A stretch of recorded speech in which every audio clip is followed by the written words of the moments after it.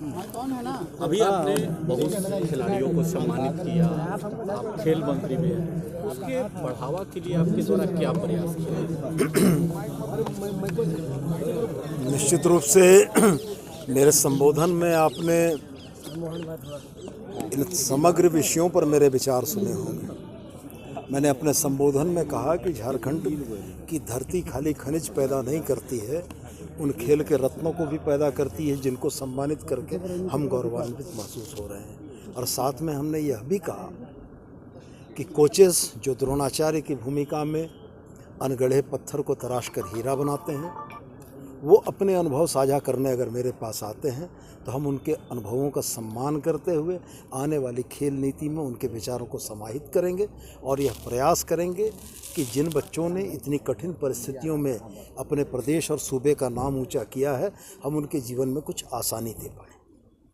धन्यवाद। सर, सरकार इंफ्रास्ट्रक्चर को लेकर के कितनी गंभीरता दिखाएगी आने वाले समय में, क्योंकि झारखंड में इंफ्रास्ट्रक्चर को लेकर के इंफ्रास्ट्रक्चर के दो अर्थ होते हैं। अवसंरचनाएं आधारभूत भी होती हैं, बिल्डिंगें भी होती हैं और मानव संसाधन भी होता है। मेरा यह मानना है कि इसमें एक बैलेंस स्थापित करके चीज़ों को बढ़ाया जाए।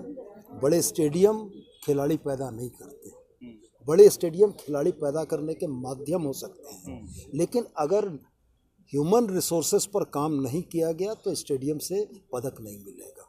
मैं दोनों ही तरफ काम करना चाहूँगा। मैं एचआर भी डेवलप करना चाहूँगा। जो अवसंरचनाएं हमारे पास आधारभूत हैं उनको सुधार करके खिलाड़ियों को निखरने का अवसर मिले। क्या कमी दिखता है सर आपको अभी झारखंड में खेल के? ज़्यादा जो रिव्यू के दरमियान मुझको महसूस हुआ है वो ज़्यादा महसूस ये होता है कि मानव संसाधन पर काम कम हुआ है।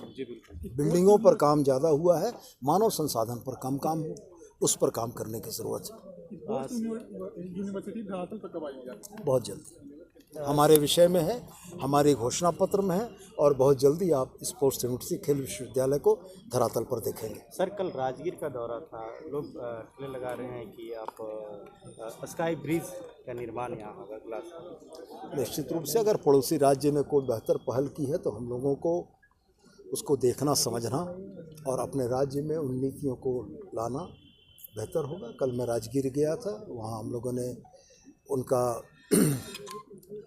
काई वाक का ब्रिज भी देखा, राजगीर की जू सफारी भी देखी और हमें उम्मीद है कि प्राकृतिक संसाधनों से भरपूर झारखंड में हम और बेहतर काम कर पाएंगे।